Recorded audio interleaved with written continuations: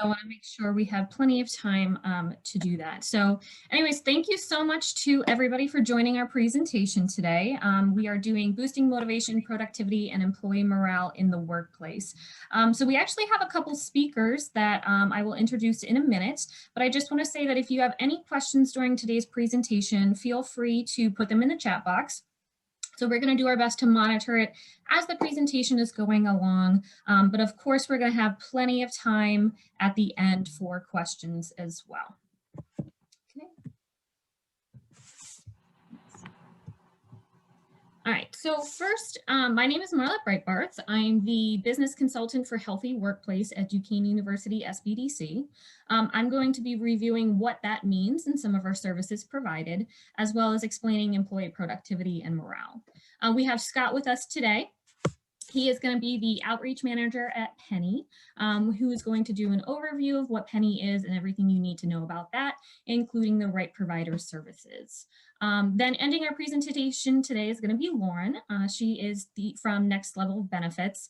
And again, please, go ahead and talk a little bit about yourselves too when you're presenting. But she's going to finish today's presentation with resiliency, mental health, burnout. And then we are going to do kind of like an open discussion with some actionable items that you can do within your organization. So here are today's objectives. I'll just give you a second to review these, but we're going to be covering everything today from learning about productivity and employee morale, understanding healthcare coverage options, and then solutions to increase organizational resilience and those actionable items I just mentioned. So a quick note about who we are is that we are a national program. So the SBDC, there are about 1,000 different SBDCs across the US, with 16 of those being in Pennsylvania. So we are funded through the SBA, through the state and through the University of Duquesne. We're located in the School of Business, and we report through the Center of Entrepreneurship. So our mission is to empower entrepreneurs with the knowledge they need to start, grow, and prosper. So we're really here to help our clients make informed decisions about their businesses so that they can be efficient, successful, and grow.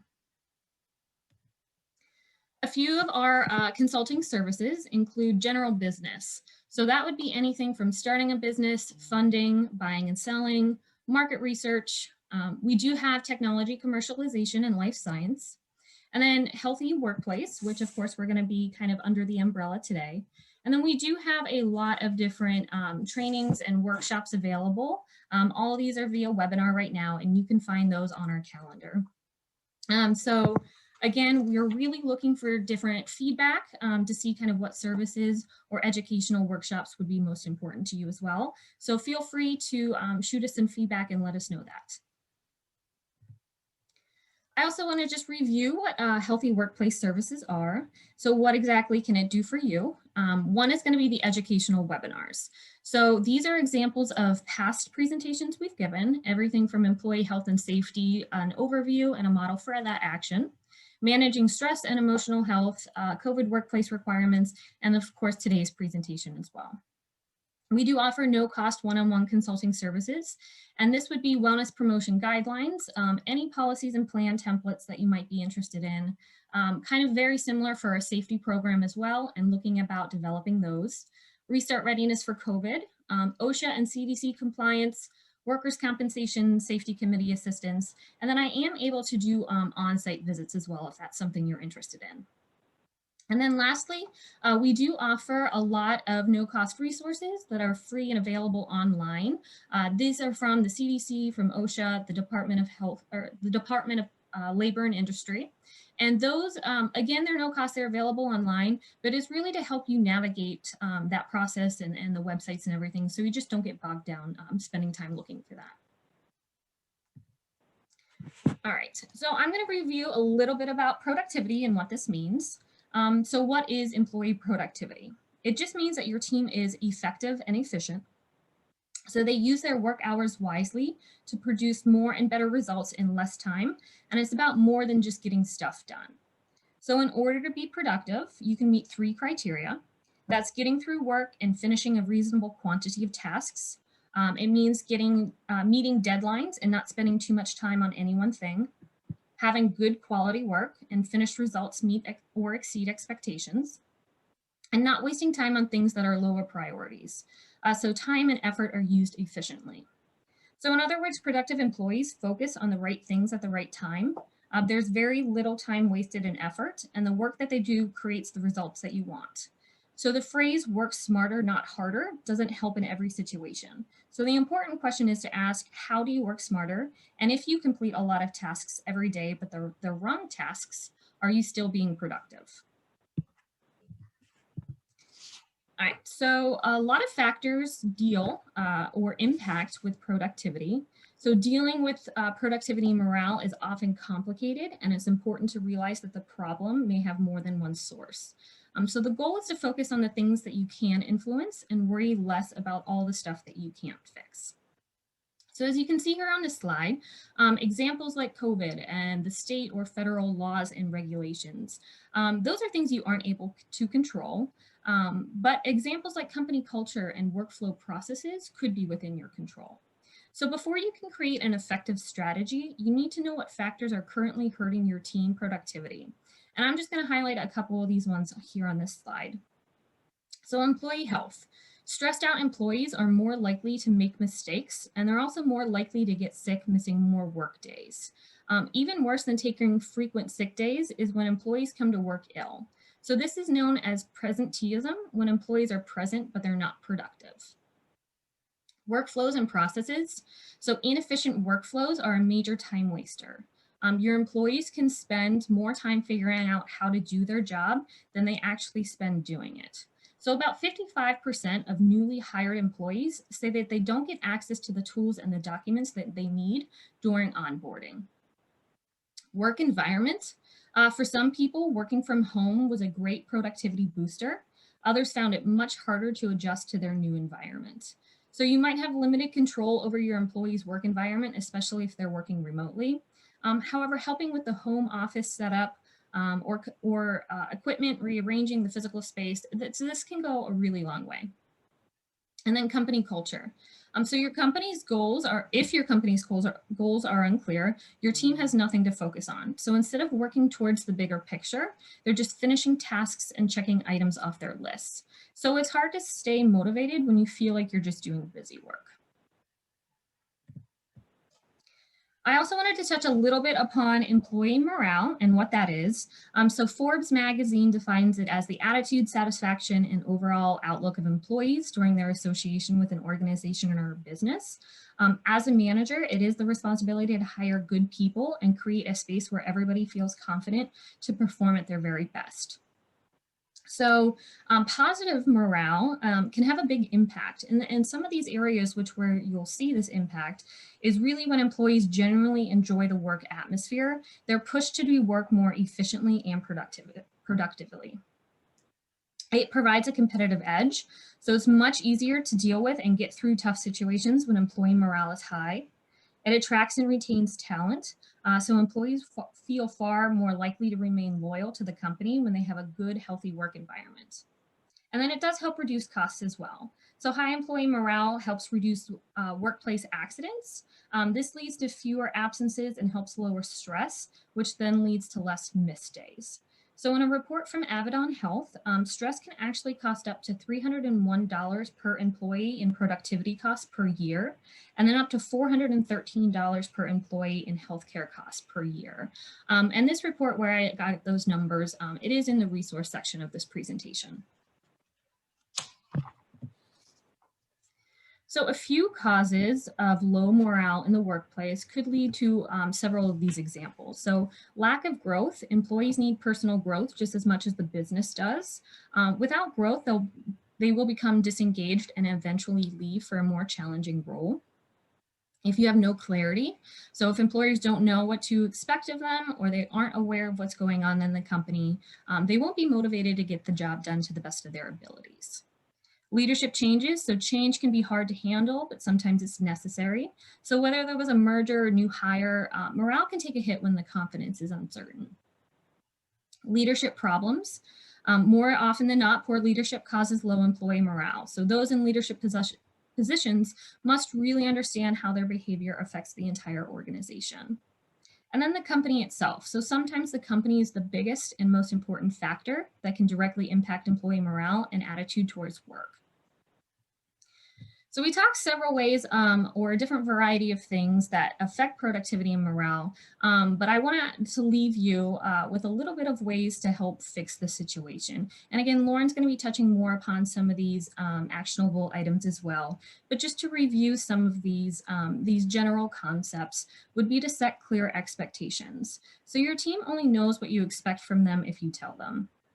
As you work on communicating your expectations, it's okay to challenge your employees as long as you're realistic. Set some basic communication guidelines, as well as stressing the importance of meeting deadlines to make sure everything's running smoothly. Don't micromanage. So wanting to stay on top of everything that goes on in your business is natural. Micromanagers don't believe that others can complete tasks as well as they can. This dynamic destroys productivity and engagement. Hiring for cultural fit.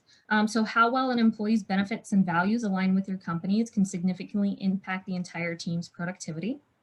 Improving your onboarding program. It should teach new hires everything they need to know about being a productive member of your team. Recognizing achievement. So this motivates them and lets them know that you actually value their contributions. Providing ongoing training would be a smart way to make your team well equipped to keep up with the rapidly changing economy.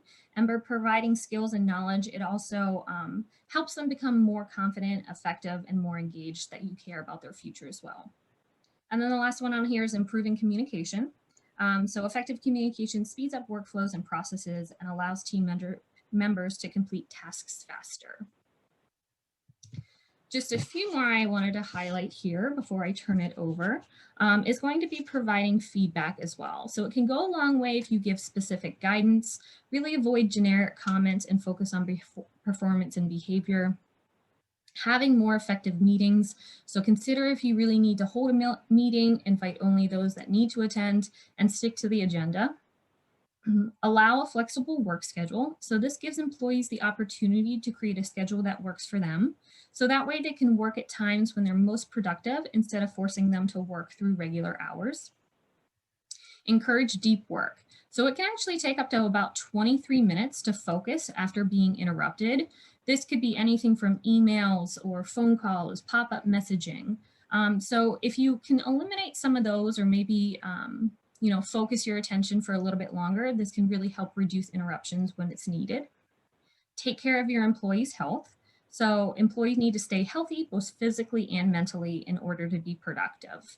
Consider implementing a wellness policy that addresses PTO, flexible schedules, and personal health issues. If you're not sure what to offer, the best way is to ask for feedback from your employees so that they can stay engaged throughout the entire program. Streamlining your workflow. So automation can be a big help when you're looking to streamline, but this would be examples like meeting or appointment scheduling, invoicing, payroll, social media postings, or website updates. And then making sure that everybody's on the same page. So focus on improving transparency. This will help keep everyone on the same page and allow everyone to do their best work. So really you can record meetings, keep important information on public channels, and having a single source database where everybody can reach what they need. So again, I just wanted to go over a little bit about what the productivity and morale is and some ways to identify it. But now I'm actually going to hand it over to Scott. Again, he is our outreach manager over at Penny. So Scott, go ahead and take it away and just let me know when you want me to switch the slides. All right, Marla, thank you so much. And Marla and Scott, just want to remind everyone, if you have any questions, feel free to interrupt us. You can unmute yourself or put your question in chat. Most definitely. Thank you. All right, and thank you to everyone who took time out of their schedule to spend time with us here today. As Marla mentioned, my name is Scott Yeager. I am the outreach manager at Penny, quite literally Pennsylvania's newest agency. We were born, actually we launched, I should say, on November 1st of 2020.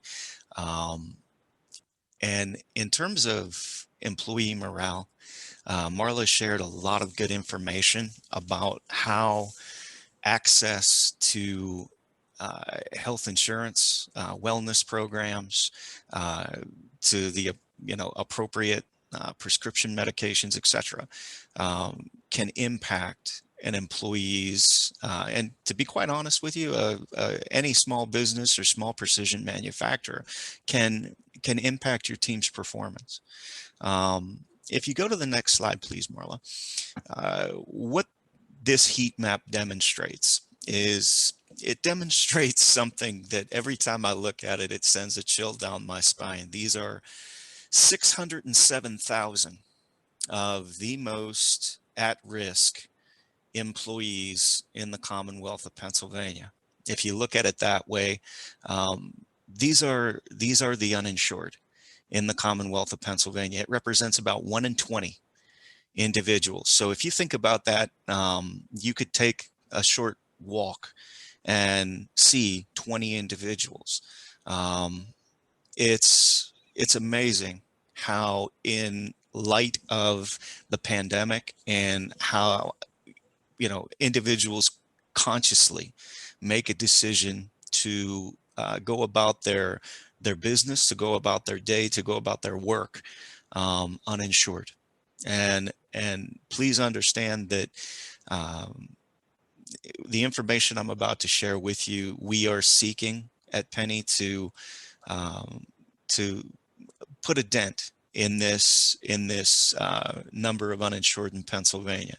But these are some of the most at-risk employees that we have here in the Commonwealth. Marla, next slide, please. There we go. All right, thank you. All right, now in terms of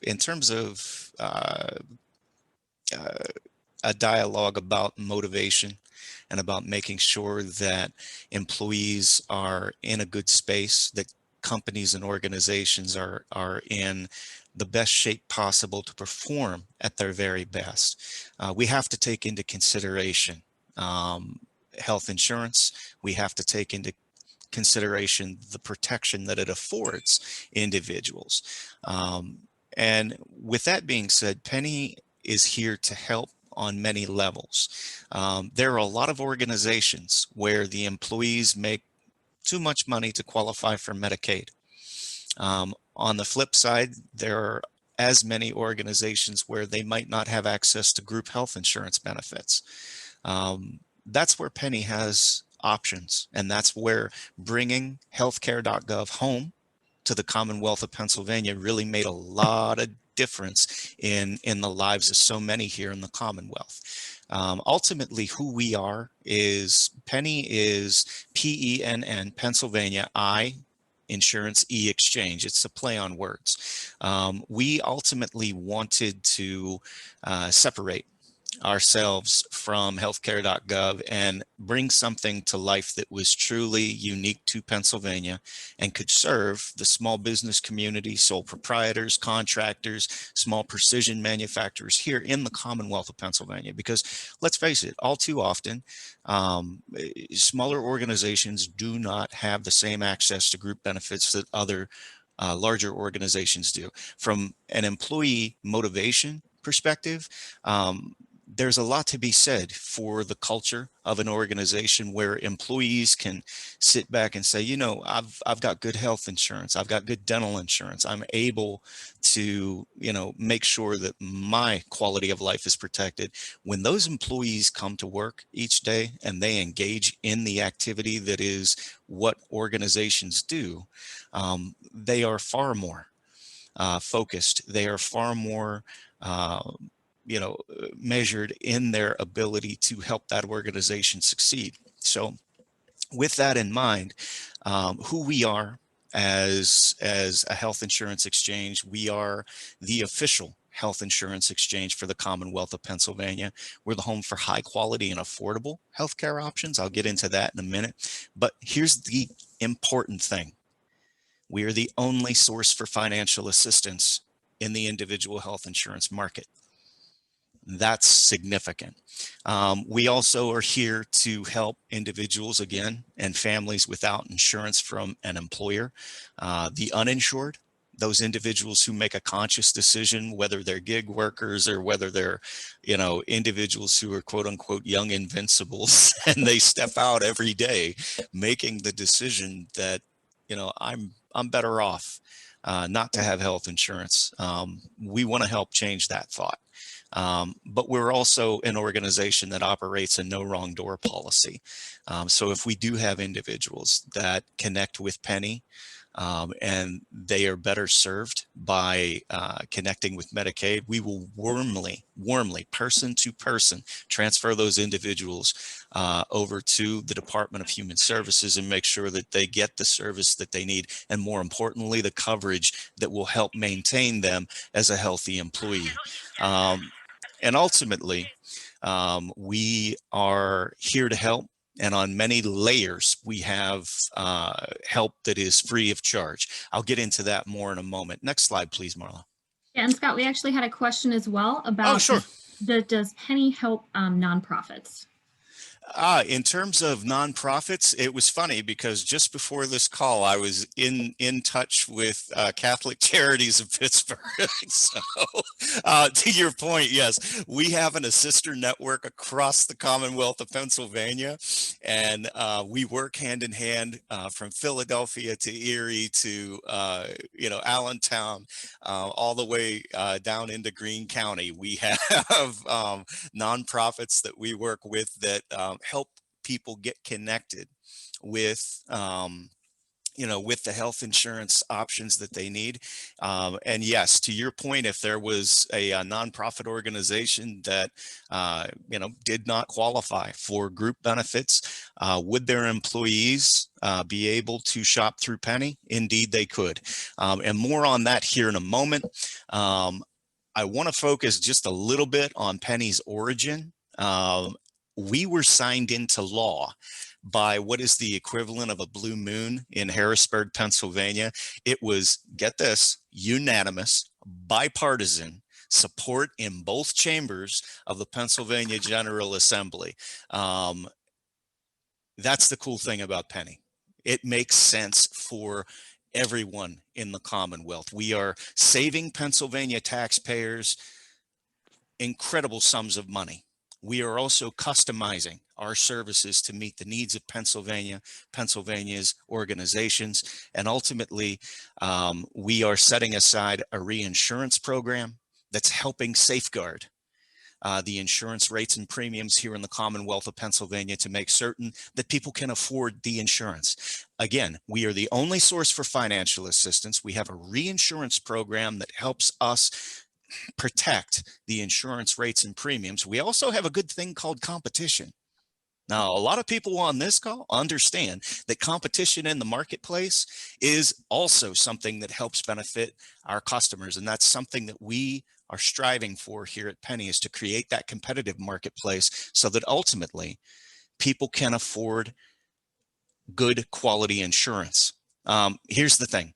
You can have the best insurance plans available in the Commonwealth. You can have the best insurance plans on the planet, but if people cannot afford them, and even worse yet, if people can't afford to use them when they need them, you have a boat on dry land.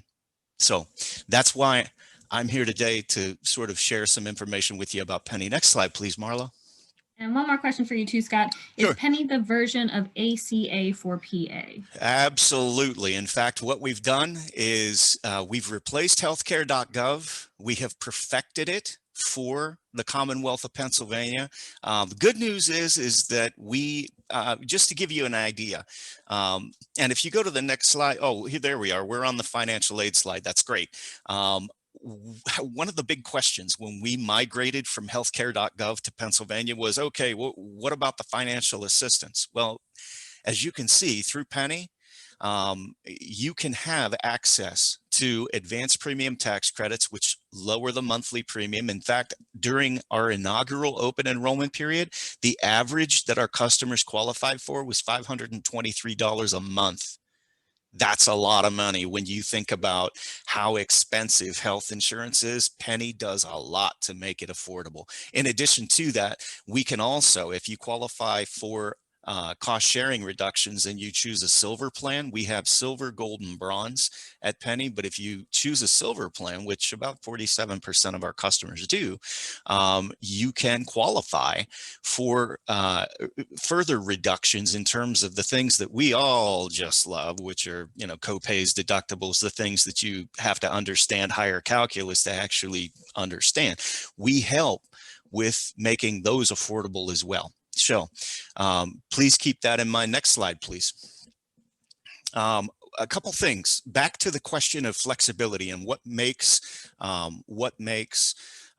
Penny different, what makes having you know, Penny as part of Pennsylvania's solution for helping employees, helping individuals in the Commonwealth connect with good quality health insurance. It's flexibility. Everybody's familiar with the timeline in the middle to the most part, or I should say for the most part. That is our typical open enrollment. If you had been on healthcare.gov this year, your open enrollment would have been from November 1st to to December 15th. Okay, that's the window that you would have. As a state-based exchange, we have flexibility. So we extended from November 1st to January 15th. Also, throughout the course of the year, we have special enrollment periods that open up under qualifying life events. What's a qualifying life event? Some that are pertaining to employee morale and motivation. I just became a lawfully present citizen, or I should say a lawfully present individual in the Commonwealth of Pennsylvania. Becoming a lawfully present individual gives you the ability to come and shop at Penny. If you're having a child, if you're, you know, fostering a child, if you lose employer sponsored coverage, if you have a severe reduction in income that makes you eligible for our financial assistance, these are all qualifying life events that you can reach out to Penny and basically talk with one of our customer service representatives to determine what level of coverage you qualify for. But here's another factor. February 15th, we launched a COVID-19 enrollment period here in the Commonwealth of Pennsylvania. That COVID-19 enrollment period will exist until May 15th. What does that mean? Well, that means anyone in the Commonwealth of Pennsylvania who has been impacted by COVID-19, which is everybody, you have the ability to reach out to Penny. If you do not have employer sponsored coverage, if you are looking for an option to COBRA, which a lot of employees are these days because there are so many unemployed and workers in transition. Basically, that COVID-19 enrollment period is here to make sure that during this important time in our pandemic, if you need coverage, you can get connected to it. Marla, next slide, please. In terms of free assistance, no one, employers, employees, uninsured, no one is born with an inherent knowledge of health insurance. And to be quite honest with you, there are significant benefits to the right health insurance plan. If you have the right coverage, not only can you gain access to the doctors that matter to you in terms of your care, your health, your well-being, but there are additional benefits with the right insurance plan that can put you in touch with wellness programs, that can put you in touch with the essential benefits of quality care. And I'll touch on that here in a moment. But at Penny, we also have free help. You can contact our customer service representatives. They are unbiased. They do not work for an insurance company. They work for you. Okay. Our Penny certified brokers and assisters are individuals who are within your geographic area. There are many who can provide you with free service and connect you with the plans that matter. They can also help answer and educate questions because, again, nobody understands all of this, but our brokers and assisters, they are very, very well seasoned. So next slide, please. All right. If you have a question, and this is the important thing, with everything that I have here. If you have a question, please do not hesitate to call 844-844-8040. Monday through Friday, we're here 8 to 6. You can speak for free with a Penny certified customer service representative. If you need help in your local area, that customer service representative can put you in contact with Penny certified brokers and assisters that are within earshot of your location, and they can help you get questions.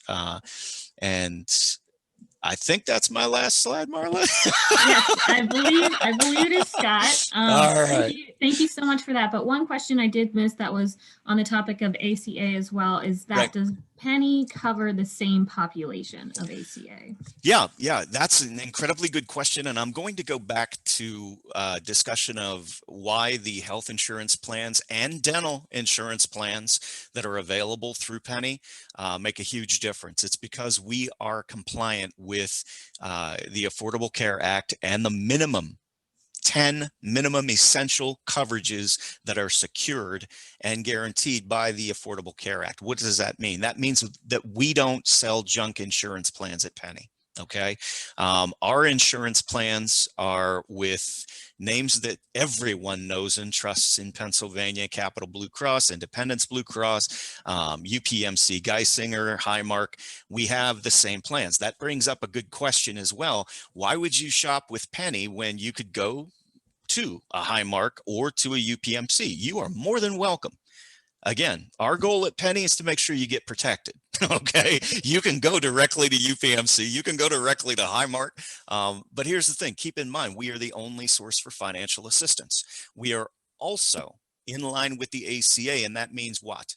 That means a few things. Number one, in terms of emergency services, maternity services, newborn care, rehab services, lab services. There's an entire list of factors that we secure, prescription services that we secure through ACA plans, and those plans are compliant with the ACA. In addition to that, you cannot be denied coverage because of a pre-existing condition. And I need to say that twice because it matters. You cannot be denied coverage because of a pre-existing condition.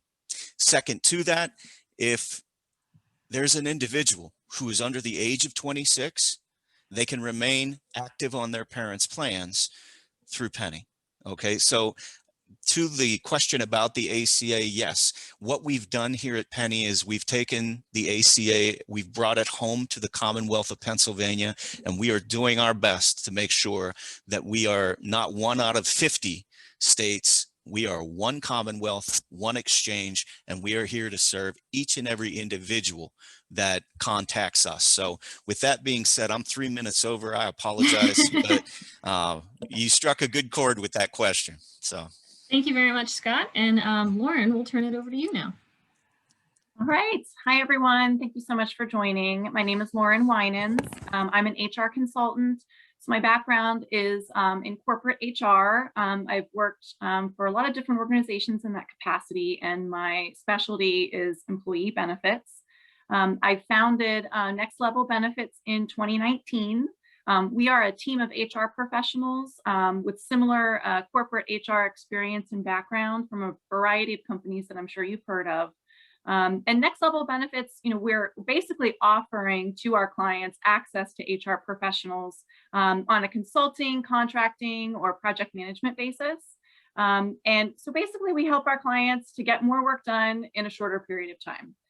So we're a team of HR professionals who can step in when you need us on demand to tackle projects, to help get your arms around anything under the sun that's HR related, but particularly from an employee benefit standpoint, we do specialize in a lot of projects to create well-being programs, to implement new programs, to assess your benefit plans, also just to step in and execute, to be extra hands for you as a business owner or you as an HR professional to get things done faster.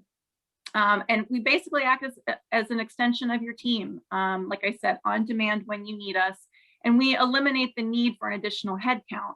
We can tackle your projects.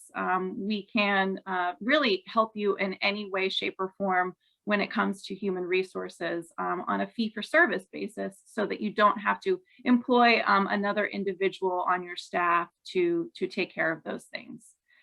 So next slide, Marla. Thank you very much. So today I'm going to be talking to you about organizational resilience. But before we dig into that specifically, I want to touch on burnout and mental health. These are, you've heard all of these buzzwords, right? You've heard burnout, you've heard, a lot of focus on mental health since the pandemic started, even prior to that. And I'm sure you've heard of resilience and organizational resilience before, but what I'm going to attempt to do today is kind of bring that all together for you so that you can understand how they all relate to one another. And then I'm also going to try to tie back, some of what I talk about to what Scott and Marla also presented. So employees are burned out. We know that. We're all burned out. This has been a very long pandemic that we have gone through. This is the year anniversary is this week in terms of how long we've been at this. And burnout has a direct impact on our health, our physical health, our emotional health, our mental health. Based on some statistics here, you see in the image, 76% of US employees are currently experiencing some form of worker burnout. Next slide, please. So your employees are likely anxious, depressed, sleep deprived. They have low energy. They're less active than they were prior to the pandemic.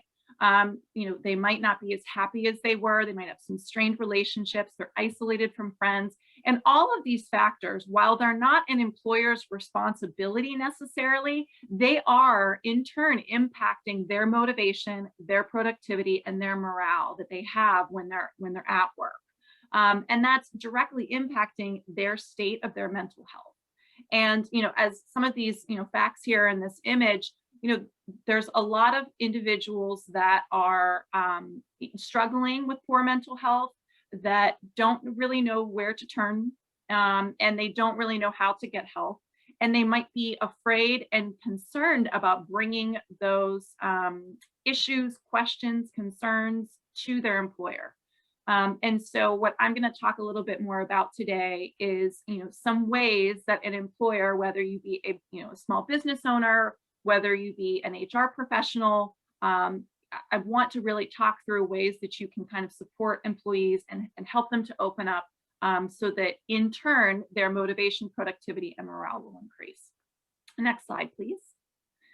So this is the vicious cycle that I think we're all familiar with, right? And this kind of speaks to some of the things that Marla had mentioned in the previous, in her section here.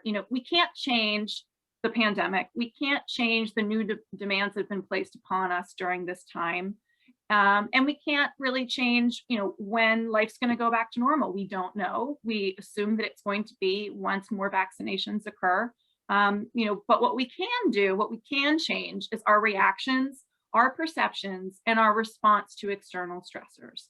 And that's truly what resilience is. And what our focus is going to be now moving forward is really around organizational resilience and how you can help build that within your company and within your organization, regardless of the size. Next slide, please. So what is resilience? It's an ability to recover from or adjust easily to misfortune or change. It's basically the capacity to recover quickly from difficulties. It's not necessarily something you're born with. It's something that you can learn, and it's something that can be taught within the organization through building a supportive organizational culture. So to be resilient, you must be able to accept your existing circumstances and be flexible and adaptable in your approach to overcome them. Next slide, please. So resilience at work, why does it matter? So resilience, as I mentioned, it's a really important trait, especially in organizations, large or small, doesn't matter how many employees you have.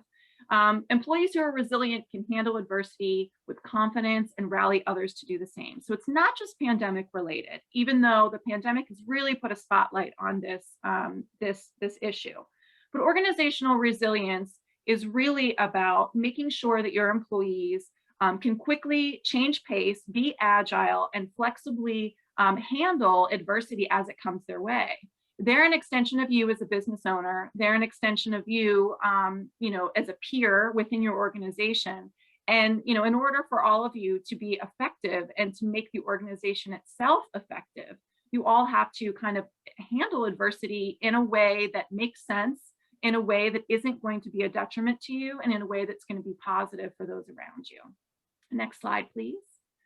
So some important questions to ask, and I encourage you as I'm reading through these questions to really think specifically about yourself, your peers, your employees, your organization.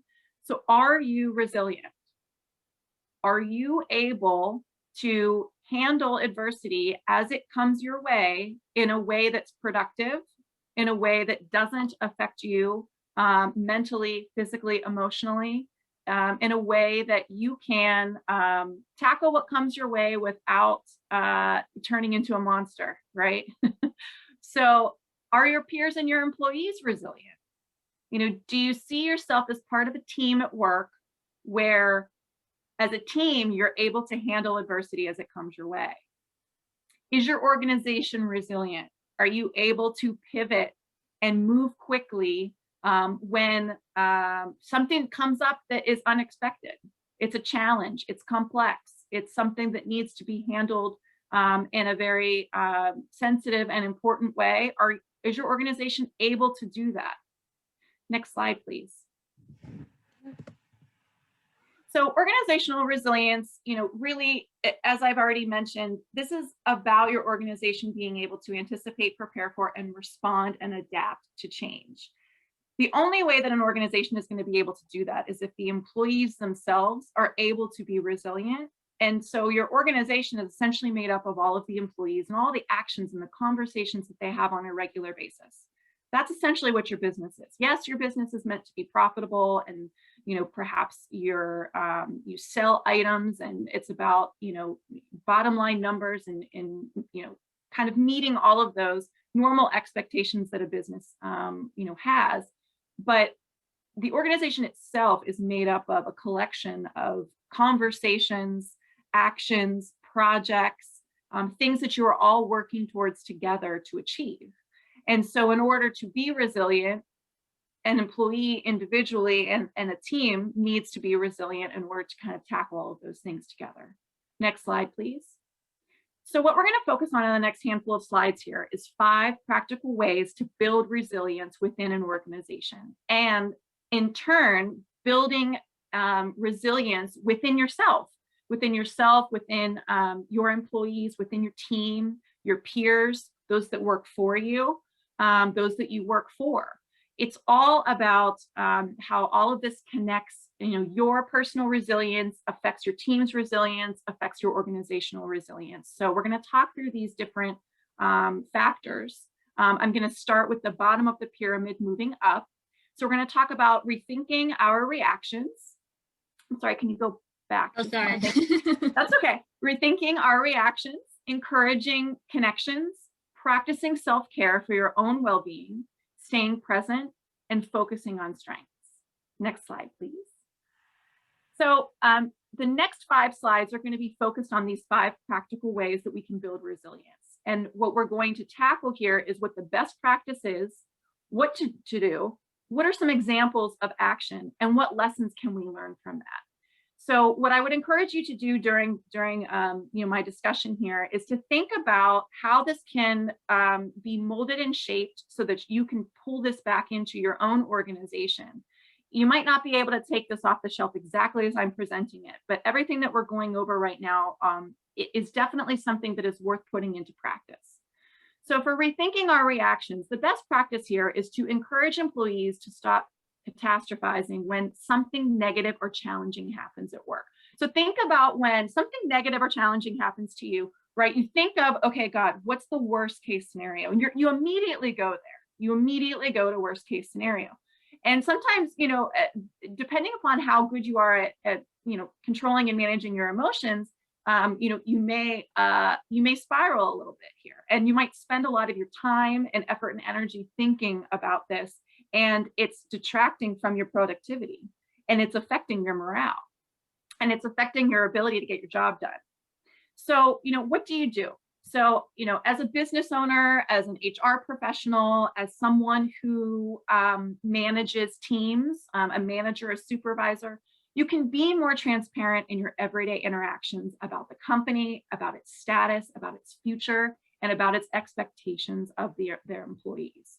Marla mentioned that previously. Defining expectations is so critical. It helps people to understand what they should be focused on, what's expected of them, and how they're going to be measured, how their performance is going to be measured. So it's really important if you can clearly define to someone, hey, this is the expectation. When something bad happens, they'll know how to react to it. If you don't explain what's expected of them, when something bad happens, they're going to assume I'm going to get fired. I'm, not going to make it out of this one, whatever the case may be. And that is essentially that team member now is past the point of being resilient. They're now going to be affecting their productivity and the productivity of others.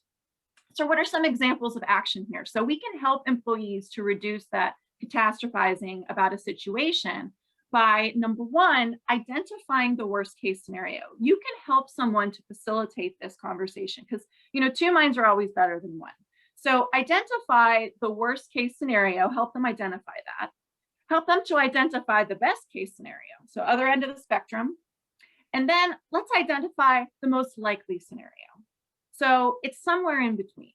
It's not the worst, it's not the best, but here's what's likely going to happen. And so let's just mentally get ourselves there so that we're not catastrophizing, so that we're not spiraling out of control, so that we're not affecting our own productivity. We're spending all this time worrying. It's time to stop worrying. This is the worst, this is the best, but here's what's likely going to happen. And this is how I can take action on that. So lessons learned here. If you can ensure that employees are able to feel comfortable coming to you, speaking up and asking questions, that builds feelings of psychological safety, in turn, building resilience. That's what you want. You want your employees to be able to feel comfortable, to come to you when they have concerns and feel as if you're going to help them through the process, to help them to manage their emotions and their reactions to handling those issues. And once they feel comfortable, it will be very easy for them to self-regulate and be able to handle issues and problems as you would have handled them. Next slide, please. So encourage connections is our next practical way to build resilience. So the best practice here is to create opportunities for employees to develop connections with managers and peers. So, there's a lot of assumptions that, just by having, a rapport with your employees that you have a deep connection with them. And that is not necessarily true. So what you really want to focus on is, recognizing and talking about small wins, celebrating small victories regularly, getting to know your employees on a personal level, understanding what's important to them, understanding what their strengths are, what their opportunities for engagement might be, otherwise known as maybe a weakness.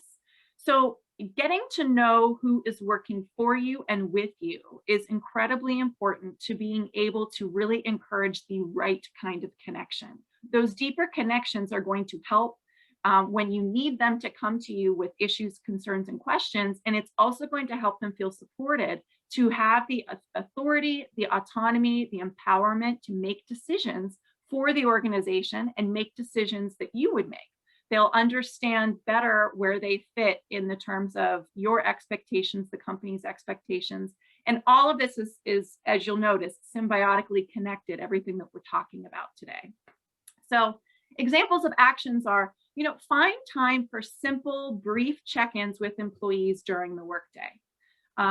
Showing an interest in who they are and not just what they do. It's important that you check in and understand how the project's going and what the status is and has that work been tackled and what is still outstanding, but also finding time just to understand, how much work they put into a project, what they've got going on at home if they're willing to share that, how important it is for them, to set goals in the organization and tackle those goals on an annual basis. Those sorts of things are important and you need to have those dialogues. So the lesson learned here is, staying connected is crucial for resiliency, and a manager or peer can help foster those connections. It's not just about, This is my coworker. It's about understanding that person on a deeper level to create the resiliency within the organization that's necessary for success. Next slide, please. Practicing self-care for your own well-being. This is vitally important. I'm sure you all have heard about this in a variety of different facets through webinars, through articles, through things on the news. Ultimately, destigmatizing the use of well-being programs, including mental health offerings, is the best practice here. And the best way that you can do that with your peers and your employees is to be an example of that. So what you can do is incorporate well-being awareness into staff meetings, for example, and create safe spaces for folks to share their struggles and their concerns. So some examples of that are, take 10 minutes of each staff meeting to dedicate to well-being. It might feel odd at first, to kind of bring this into your staff meeting or bring this into the workplace. But trust me, there are folks who are grappling with a lot of things and could really use the help. This might help them tremendously. This might not help them at all. But ultimately, you're going to be giving folks an opportunity to see you in action, destigmatizing, mental health in general. So taking 10 minutes of each staff meeting to dedicate to well-being can look something like performing a physical activity. I know a lot of us are working from home right now, but hey, you can stand up and march in place. You could take a walk for the first 10 minutes of your staff meeting while discussing items that are important to kind of walk through it in a normal staff meeting agenda. You can also, perhaps if you're interested sorry, the chat box is in my way and I can't see. Okay, there we go. So, learning about a company offered program or benefit can also be a way to use that 10 minutes wisely. You can inform your employees, maybe, hey, have you checked out Penny? Do you have access to, health insurance? Here's something. I'm going to spend, 5 minutes, 10 minutes talking to you about something that the company is offering to you that's incredibly important and that you should be taking advantage of. It's going to help you. It's going to help your family. It's going to help your well-being. And that's an important opportunity for, someone who's leading a team, someone who's leading an organization, to remind people what they have available to them. You could also take 10 minutes to conduct a listening circle. Listening circles are an opportunity for folks to kind of speak up, raise their concerns, raise any issues, maybe talk through something, ask for help. It could be work related, it could be non-work related, but it's an opportunity to give people the stage, the forum to express issues and to express concerns in a setting where everyone is comfortable and open and willing to provide feedback. So the lesson learned here is it's impossible for employees to be resilient when they're exhausted, depressed, anxious. And so when you demonstrate that well-being is a priority, and if you offer well-being programs, encourage their utilization. It's important to do that. Next slide, please. Staying present. So best practice here is learning and practicing mindfulness. So mindfulness is definitely something that I'm sure you've heard of recently. So what can you do? You can focus on being intensely aware of what you're sensing and feeling in the moment without interpretation or judgment. And examples of those actions are really educating employees about mindfulness. You can do that in a variety of different ways. You can introduce the concept into staff meetings. You can, if you're willing to put some money behind this, you can gift a subscription to a mindfulness app like Calm or Simple Habit. You can also invite a practitioner to help lead a guided meditation, or even just come in and talk about resiliency, talk about staying present, talk about being mindful. This might be a foreign concept. And so this one is one that, I think is worth really thinking about before you introduce it into the workplace. Mindfulness is incredibly important because it helps you to understand how you're feeling in any given moment. And when you can label those feelings, you can find ways to overcome them and ultimately achieve resilience faster. So the lesson learned here is, practicing mindfulness, it involves breathing methods, guided imagery, and other sorts of practices to relax the body and mind, which helps reduce stress and which helps you kind of tackle workplace conflict. Next slide, please. So my last slide here in terms of our 5 practical ways to build resilience is to focus on strengths. So, best practice, Be a champion and an advocate for an employee's strengths. And how do you do that? You provide consistent feedback and encouragement through regular touch points. Some examples of that are, praising when a job is well done, providing constructive feedback, and helping an employee get back on track. If they know that they have a safety net, that helps to build resiliency. They know that they're not alone. So, lesson learned here is pointing out an employee's strengths and accomplishments builds resiliency, and it also helps to create a culture, a supportive culture within the organization that all employees can benefit from. So my last slide, which is my next slide, Marla, thank you, is, I'm not going to go through every single one of these bullets. Tunja has provided the link to all of these slides so that you have access to this information. But this is a variety of actionable steps you can take to build a supportive culture. There are things included in here that Marla and Scott have already spoken to. There are things that I've spoken to where, really creating a supportive culture means, showing employees that you care.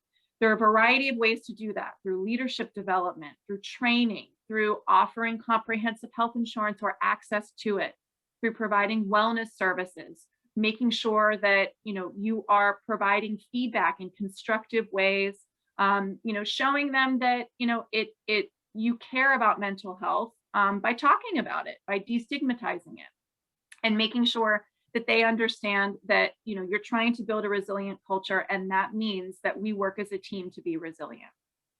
So with that, I will turn this back over to Marla to close things out. Thank you so much, Lauren. And I do see that we do have a few comments in the chat as well. So we're going to be addressing those just shortly, but I just wanted to show you again some of the resources that I mentioned earlier. I have the special report for the cost of unhealthy habits. We do have the website direct links to both Next Level Benefits as well as Penny if you had any follow-up questions about those. This was just a summary slide of what the SBDC can help you with. Again, I won't go through this completely, but it's here as a reference for you. Next steps would, of course, be if you want to become a client of the SBDC, we have some referral forms. You can visit our direct website link, and then we do have a monthly newsletter that you can sign up for. We don't spam your email. I promise we just send out some monthly updates with what's going on within our program. I just want to mention quickly our next event. Actually, all three of us, the same speakers, will be doing a live Q&A session on Monday. It is free to attend. This is the Zoom link. Again, reminders will be sent out before the event. But instead of having a presentation with slides and a set agenda, this is really open to any questions that you might have about any of the topics related to employee health, benefits, the healthcare, COVID in the workplace, whatever that might be. Keep checking back for our calendar for more. And then I'm going to go ahead and just leave up this contact information slide for anybody, jot it down. You will have these slides as your reference as well that you can contact any of us. Again, the next slide is just going to be asking for questions and a thank you. So you know what, I'm going to go ahead and open up the chat box. Like I mentioned, I saw a couple come through, and I'm going to go back to Scott. I saw that you put your contact information in there. There was some great communication between you and a participant as well. So I just want to mention, Scott, are you good with kind of leaving your contact information in there and seeing a few of those comments? Absolutely. I make no bones about it. If you have questions, if you, as an organization, if you would like to, have a briefing for your staff or for your community partners, we'd be more than happy to help with that. There was one question in the chat that I wanted to circle back and address, and it was a question as to whether Penny would be added to a company's plan, or is Penny for independent employees. Penny is for independent employees. For individuals who don't have access to employer-sponsored coverage, and for individuals that may be, from a business perspective, you may be a sole proprietor. You may be a small precision manufacturer where in your shop, it might be you and, two other employees, or you might be an organization where you have an abundance of part-time employees who might not have access to group coverage. Penny is an alternative for those individuals. If you have questions about anything like that, please don't hesitate to reach out. There was also a question, would I be interested in presenting at a staff meeting? Yes, I do it quite often. And it's really myself and my partner, Juan Valencia. We are two people covering the Commonwealth of Pennsylvania, and it's a big state, and we've got a lot of wood to chop in front of us. So any assistance in helping us spread the word about this new agency would be most appreciated. Thank you. Thank you, Scott. And just before I get to the next couple questions too, I want to remind everybody that we do these presentations based on feedback of what you actually need. So please, please, please fill out the evaluation. Couple questions there. The link is in the chat box. Tundra posted that, so please fill that out. I'll send out another reminder. But the next question kind of goes to you, Lauren, as well. You got some great praise for addressing resiliency from a group perspective. Practical examples are extremely helpful. But a question, if you saw this one as well, is how can you encourage sharing, which is helpful, but discourage gossiping, which can be a toxic organization? Lauren, if you want to address that one, I'm not sure if you are managing those as well. Sure. So, it's such a tricky thing, right? So gossip in particular can really impact the workplace negatively, particularly if you have a small workforce. It can get very personal very fast. And so what I would say there is, quite frankly, I would address the issue head on. And it might even be helpful to bring in a third party to even kind of discuss, perhaps in a staff meeting or in a company town hall or in some sort of large group meeting where you kind of talk through the toxicity that comes with gossip, and the productivity and the support that comes with open sharing and being open to different backgrounds and different points of view. And, really the best way to tackle it is to bring in opportunities for folks to take advantage of, leadership development, personal development, training along those lines. And it helps to hit it head on by basically saying, this organization does not tolerate gossip. This organization does not tolerate bullying. This organization does not tolerate X, Y, or Z. But here's some development and some training and some information that can help you to change your conversations and to focus more on a supportive culture. So sometimes it's really just education. It's educating people what's acceptable in your organization. It's setting those expectations, and then it's also following through with them in terms of being a good example. Thank you. I Sure. see we have a few people. Yes, you will be getting the slides. The link was in there. Just a quick reminder about the evaluation again. But now it looks like we're pretty caught up in the chat box. So I'm going to open it to anybody else who is still on today to ask any questions that you might have to any one of us. And again, don't forget, next week we will be live again. So feel free to either unmute yourself to ask a question or go ahead and put it in the chat box. Marla, I wanted to just jump in here really quickly here. There is a direct message to me just kind of discussing about international professionals. So, when you are working with individuals who might have a different background, they might come from a different culture, they may be hesitant to share information readily with their manager. It might be harder to have those mental health, burnout, resilience conversations. And really how to deal with that. And so, there might be many other folks who are on the phone who can feel, who can understand that question and might be looking for some help in that regard. And what I would say there is, what we went over today is not necessarily a one size fits all, but there's some really great content in there in terms of taking it back figuring out how it can fit within your organization, figuring out based upon the employees, the team, the peers, whomever you are trying to bring that information back to, better understanding maybe where they're at today. You're going to have to meet your organization where they're at today with this information. Some are going to be able to take it and run with it and move very quickly with it. And others, it might take time to build that muscle a little bit before you can continue to flex it a lot. So what I would say in that particular circumstance is you're going to have to lay some groundwork with your employees first by explaining why you're bringing up this information, why you're talking about resiliency, and let them know it's okay if you don't feel comfortable sharing, but at some point you might. And when you are, here's your avenues to share information. Here's the trusted folks within the organization that you share concerns and issues with, and here's who you can go to. And so you'll just have to kind of assess where your organization is on that spectrum and be able to kind of help them get there over time. Sorry about that, Marla. I just wanted to answer that because I thought that could be a good question for some folks on the line. No, that's perfect. And since you saw that, I was just monitoring the public one. So again, if anybody has any more questions, please voice them. And if you have a very specific question and you don't think it would be appropriate for everybody to hear, reach out to everybody individually.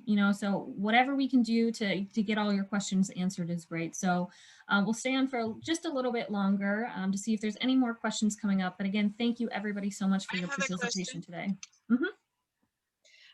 So the best, even I'm not from the States, but even for a native speaker, it's always a good, it's useful to have like strategies, communication strategies, or phrases, specific phrases to use like in a workplace. For example, if you encounter your coworker is a person that likes to spread gossip and negativity, what do you say so that you're not the recipient of that anymore in conversation? Or, is there a resource for specific things to say in difficult situations at work? Yeah, I mean, does your specific organization have a human resources department, an employee assistance program? No, they're not gonna. I've asked that. When I ask these questions, I always get diverted to somewhere else. I just want to know a specific phrasing to say things, to respond to situations in the workplace. And I have noticed that even native speakers may benefit from this. We don't always know how to react to certain situations at work. I understand. Yeah. So, I mean, I would probably, if it were me in that situation, I would definitely say, I'm not comfortable with this conversation. I'm going to have to excuse myself. Or, how I also don't want to give you advice that could perpetuate the problem. But what I would ultimately say is, the phrasing is really around letting them know that this is uncomfortable for you. It's not something you want to engage in. And that if the conversation is going to continue to be focused on, gossip or inappropriate comments, then you're not going to be a part of that conversation any longer. And I think that it's completely acceptable to say it in that way. It's not, it's not coming from anger. It's just simply coming from, this is not something I want to participate in. And so I'm going to excuse myself from the conversation unless it stops. Okay, thank you. Was that helpful? I hope it was helpful. Are there any resources for these kinds of things, like what to say, like a communications resource somewhere online where there are examples of what to say in the workplace in different situations? There like, might let's say be. PR, like something like PR for the workplace, something like that. A resource that I use quite a bit is the Society for Human Resources Management. It's called SHRM, so it's SHRM. And SHRM is primarily geared towards human resources professionals, but it has a lot of really fundamental advice on there of how to handle situations, employee relations issues not just from a human resources perspective, but how you personally as an employee can kind of manage those situations and what's the most appropriate way to go about it. That would be my #1 resource for you to check out. I will actually look right now for the link and put it in the chat box so that you'll have that and you can take a look at it. Okay, thank you.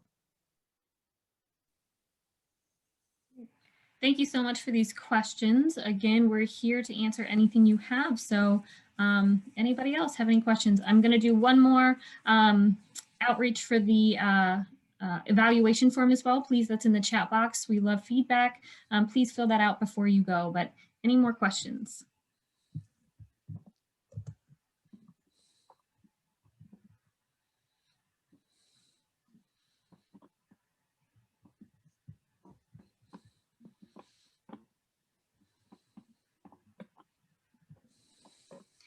All right, so if we don't have anything now, I do see Lauren posted the SHRM in the chat, so thank you so much for that.